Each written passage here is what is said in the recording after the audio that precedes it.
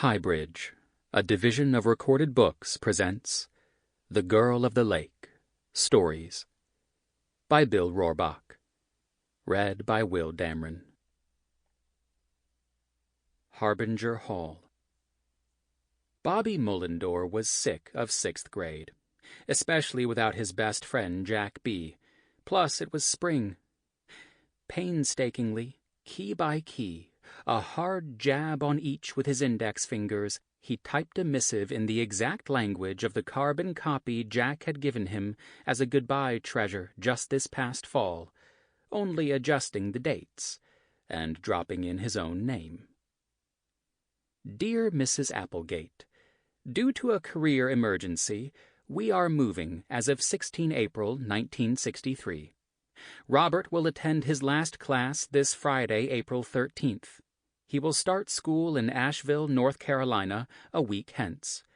Please accept my apologies for this short notice. It could not be helped, and we regret it. After 20 focused, difficult minutes, after typing the "Sincerely yours" one letter at a time, Bobby pulled the curled paper from the Royal Standard, flattened it carefully, and signed his mother's name. That afternoon at 2:15, moving against the tide of the other kids leaving class, Bobby made his way to Mrs. Applegate's desk. She was searching through a low drawer, sat up straight when he made a noise, looked surprised, and she just started talking, as she could do. "Robert! Well, your homework is better the last few weeks. Your hands are much cleaner, too." Bobby made no response, just handed her the letter. "Oh, my," said Mrs. Applegate. "Yep," Bobby said. The next day, Mrs. Applegate sprang a surprise, just as she had for Jack's departure. "Bobby Mullendore," she announced, "is moving."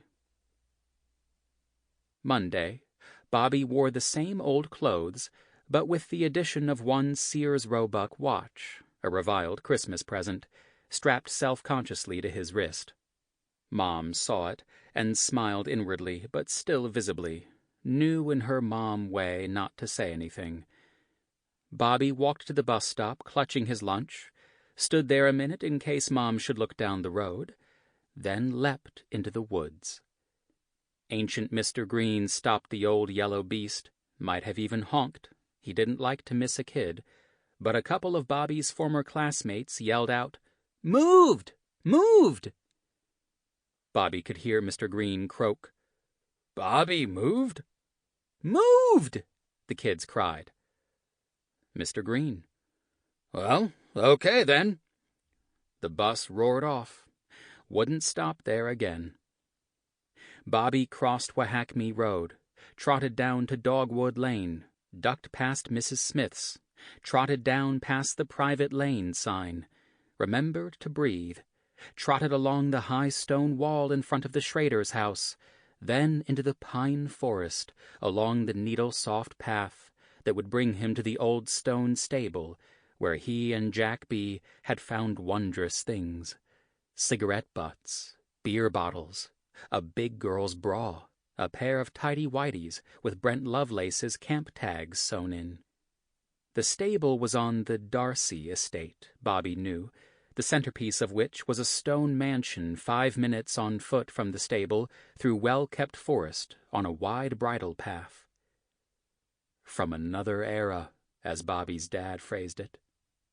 Jack B. and Bobby had often slipped up to the house at dusk to look in the windows, saw nothing but a maid once in uniform, and another time a small party, old people having dinner on the great stone patio. Jack B. had had the tough idea of blowing squeals through the long grasses, which they did. On the stone porch, the party went silent in the night. The old people rose. "Now, what's that?" one said. And another, "That's some sort of crane." "Rare, I should think." And pretty soon they'd left their desserts and come tottering across the lawn to investigate. Bobby and Jack B. giggled back into the woods, Blue parting calls all the way down the bridle path, luring the old folks on. Then silence. The birds had flown. "Scared them off," one voice said. "Quite sure these are cranes," said the other. The little knot of 9 or 10 old folks huddled there in the woods where any ogre might get them. "A harbinger, I should think," that third voice said. And then for months and months Bobby and Jack B. whispered those phrases under Mrs. Applegate's nose.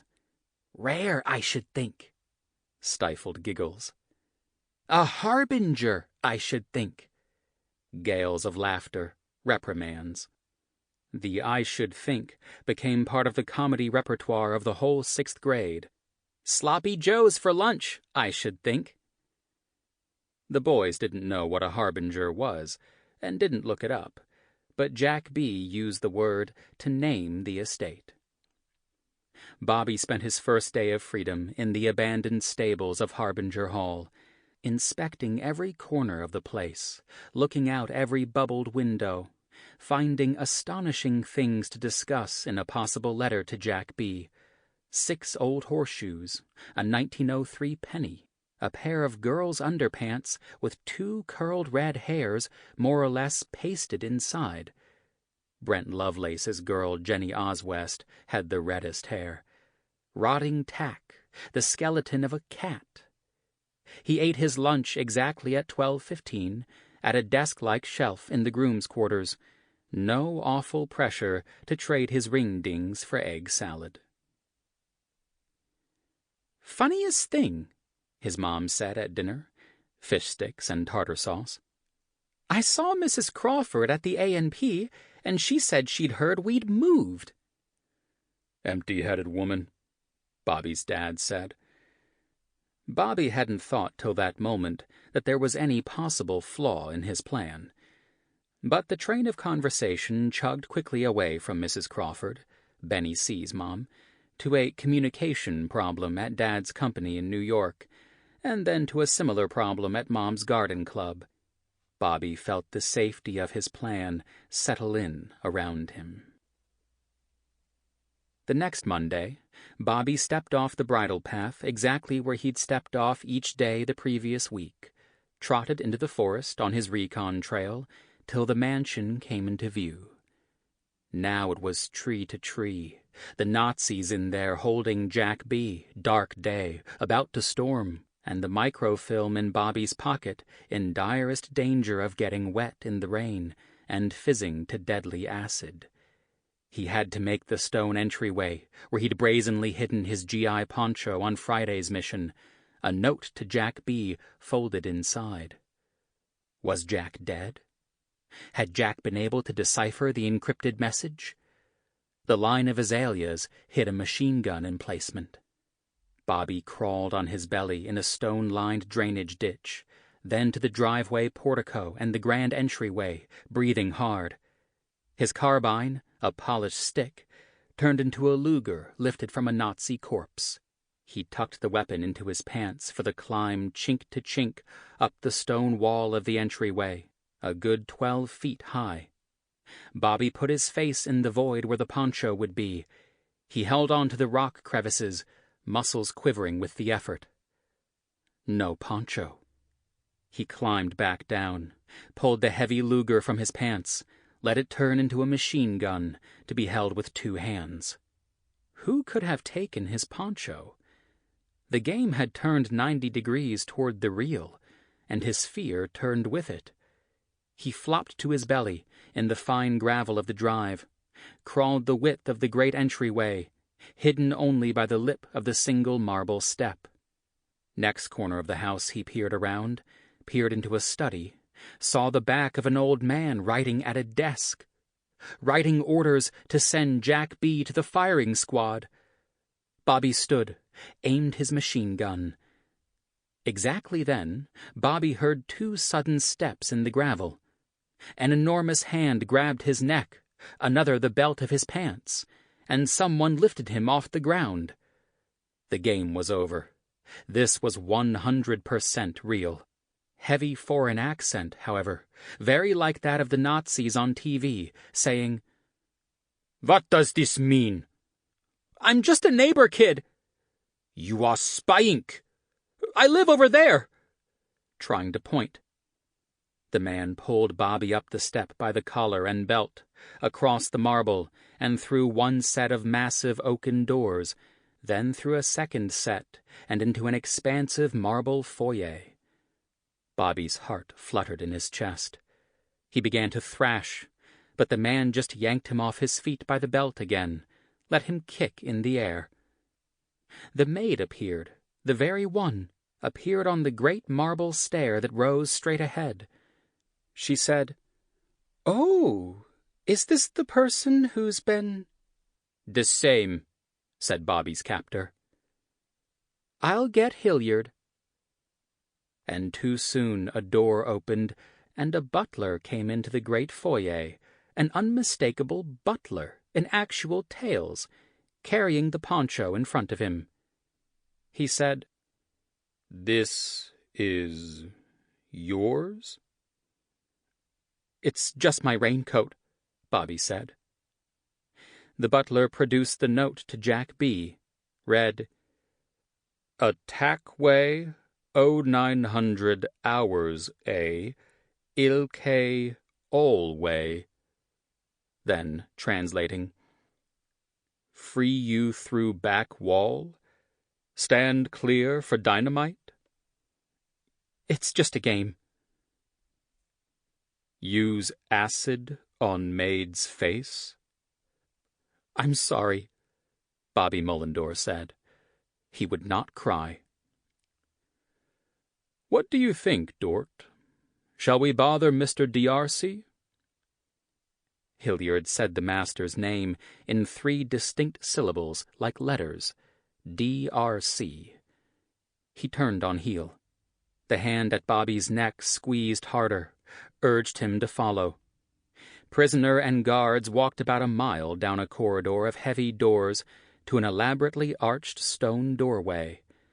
The butler gave the gentlest knock. After a long, silent wait, the thick door opened slowly. "My," said Mr. D'Arcy. He was the man Bobby had seen at his desk, the one Bobby had been about to machine-gun through the great windows. He was way older than grandfather, and more frail. He did not look kind. "A game, he says," said the butler. "And what game was this?" Mr. D'Arcy said. "War," Bobby said helpfully. "World War II?" "Do you call that a war?" Mr. D'Arcy said. With the old man's slow smile, Dort let go of Bobby's neck, retreated silently down the hall. The butler lingered, but at a subtle nod from his master, sighed, and padded off. "Your name?" Mr. D'Arcy said. "Bobby." "Come in, then, Robert," Mr. D'Arcy said. "I've been expecting you." He shuffled forward, impatiently waving for Bobby to keep up, as if Bobby were having a problem sustaining the old man's tortoise pace. Bobby scoped the surroundings. The room was all dark wood. Books reached to the ceiling in dark bindings. The tall windows were filled with plants, some of them trees, really, growing in enormous earthen pots and pushing the dark, heavy curtains aside in their battle for sunlight. The floor was heavy reddish flagstone. A dozen tall floor lamps lit the whole warmly.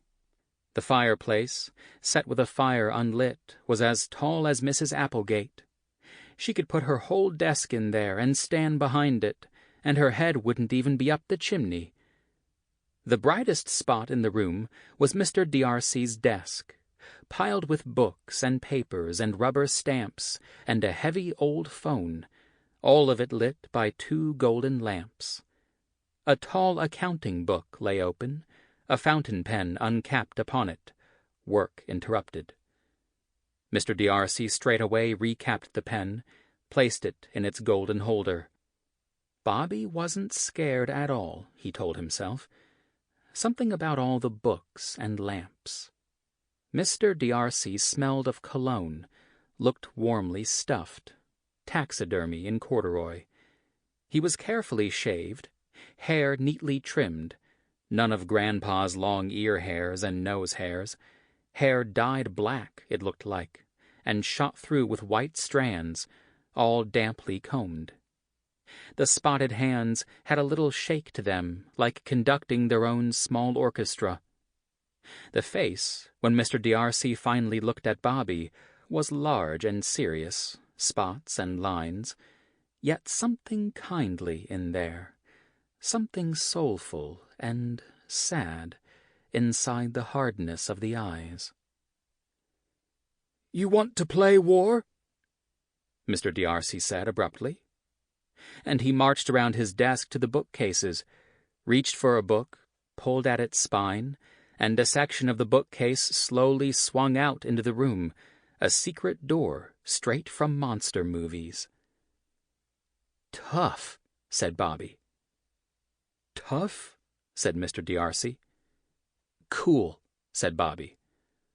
"Ah," said Mr. D'Arcy.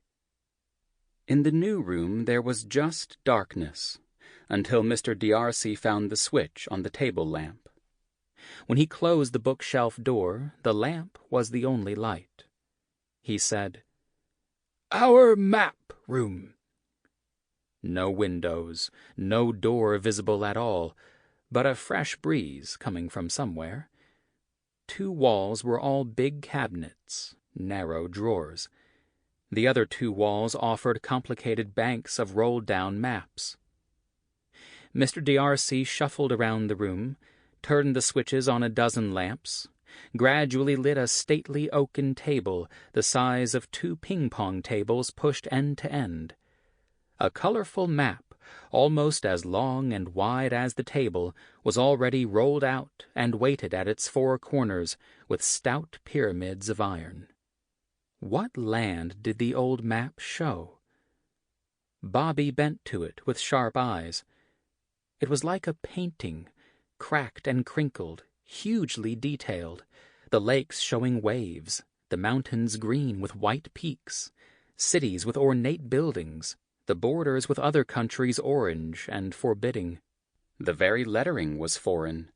Bobby had studied and imitated ancient Egyptian hieroglyphs, knew the word cuneiform, but he didn't know this alphabet.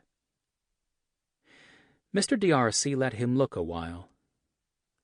"Now, tell me, Robert, to begin the game, what country is represented here?" Bobby pored over the map, leaning into it, followed a great river with his finger. "I can't read the names," he said. The lines of latitude curved narrower and narrower to the top of the map, where they nearly closed, forming a circle, and north was clearly enough delineated. Just off the thick paper, then, was the North Pole, correct? Mr. D'Arcy said, "Of course you can't read it. The alphabet is Cyrillic. That is your second clue." Make-believe? Was it a map of, like, Cyrillia? Bobby didn't chance the answer. He kept up his close inspection, a creepy feeling tickling its way up his neck, walked slowly around the table away from the old man, examining the map all the while. Mr. D'Arcy said, "One last big clue. It is a country now part of the Soviet Union." "Russia," Bobby said. Goosebumps rose on his arms. "You are correct. Now, to make things easier, let us find a similar map marked in English." Mr. D'Arcy shuffled to a bank of tall tubes, knocked on the correct one. Bobby helped him lift it, very heavy, and helped lug it to the table, and there they pulled it out, unrolled it over the first map, weighted it carefully flat with the iron pyramids. "Russia," Bobby said again. He recognized it now. He'd been hiding under his desk with the rest of his class for years, in case these monsters dropped the atom bomb. Mr. D'Arcy didn't look like a spy. He only looked amused. He said, "Relics, these old campaign maps. I buy them at auction. What I paid for this would build a carriage house and 2 barns, plus horses to fill a stable.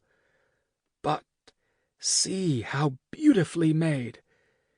It shows the Russia of the Tsars, and comes from one of their palaces. Now, here's our game. Let us call it Russian Revolution. All right? And we are Tsarists. Yes?"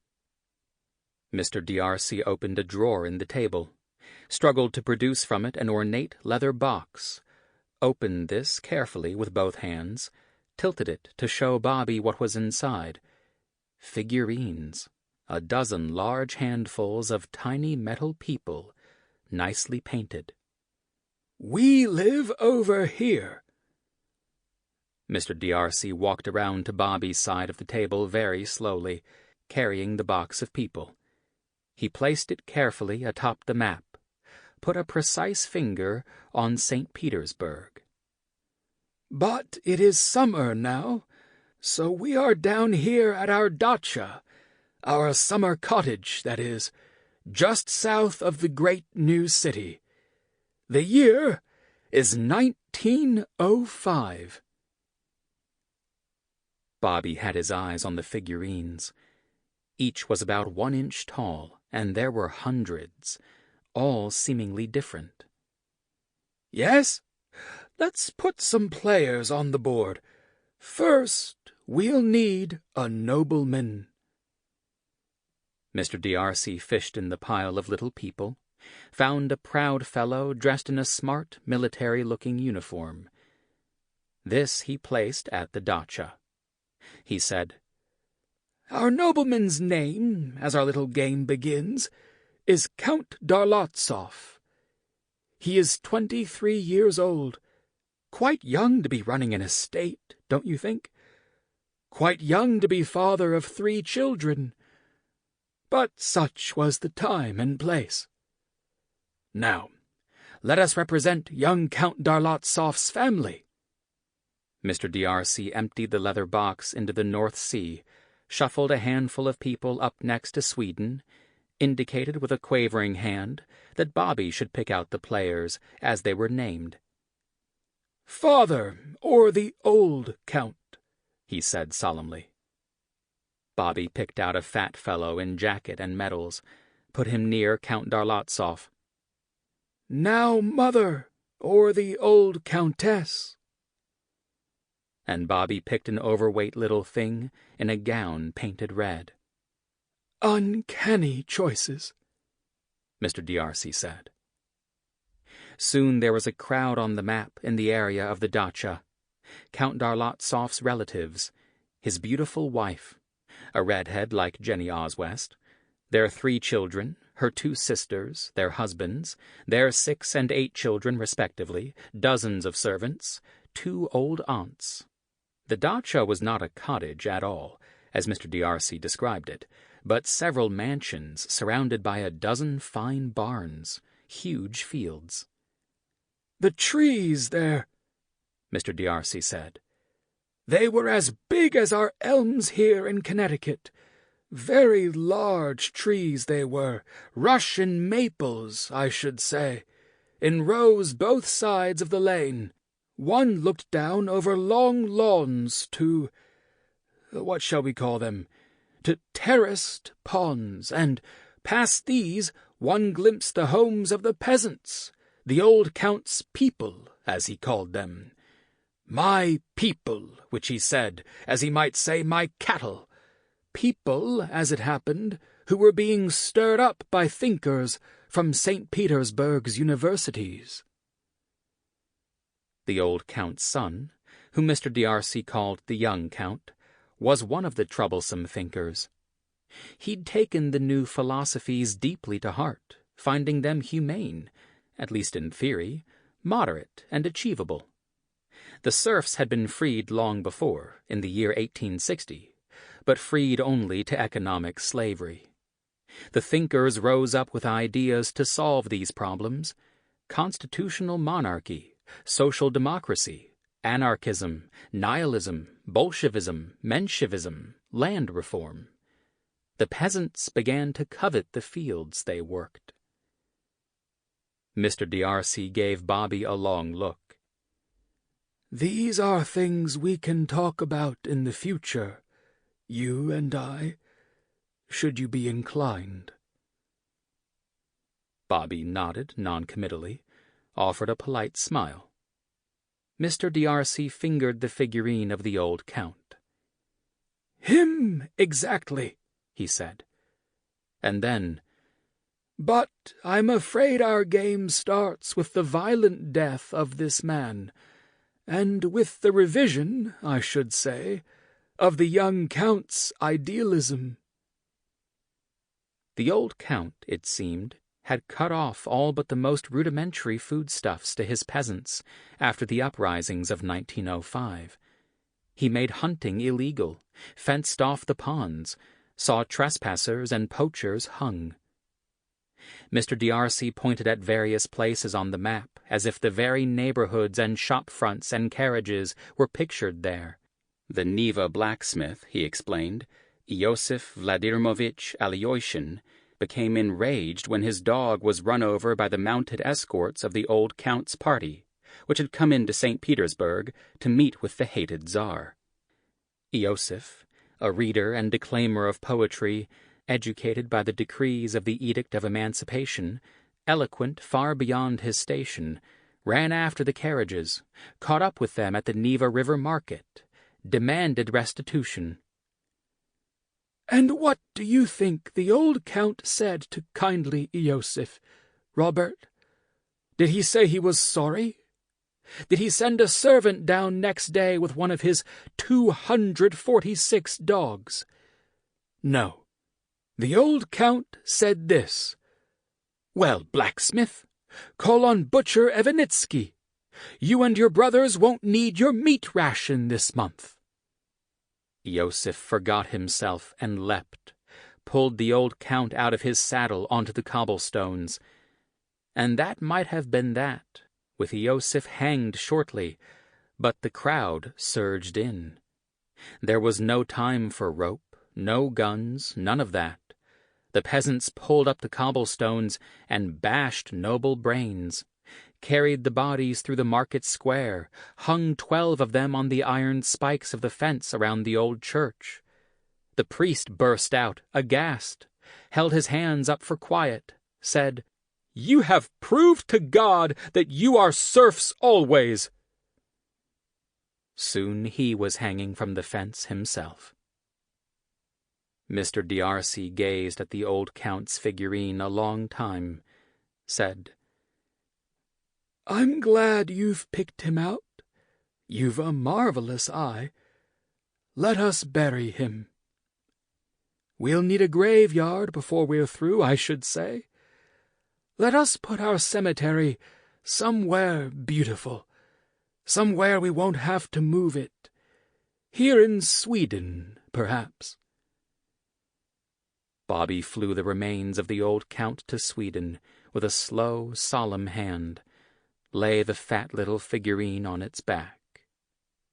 In the ornate box of people he'd seen a priest, so he picked out that figure too, flew it slowly to Sweden, visibly pleasing Mr. D'Arcy, then found 11 nobles one at a time, flew them to Sweden too.